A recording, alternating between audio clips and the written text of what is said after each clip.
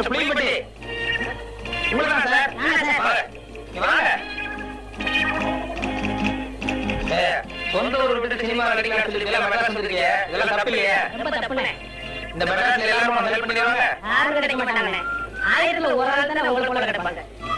சரி, உங்க ஊருக்கு எவ்வளவு சார்ஜ்? 30 ரூபா ஆகும்ண்ணே. வந்து வெறுமையா எப்படி போறது?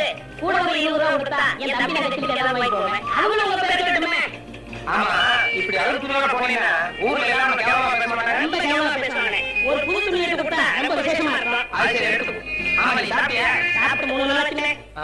சரி, சாப்பிட்டு அதுக்கப்புறம் பூத்து எடுத்து அப்புறமா ஊருக்கு போகலாம். சரிமா சரிமா. சைவம்னா பிடிக்காதுண்ணே, அசைவம்னா ரொம்ப பிடிக்கும். அதுல பிரியாணினா ஒரு குடி குடி பண்ணேன். இருக்கு, பிரியாணி சாப்பிட்டே போறோம். வா.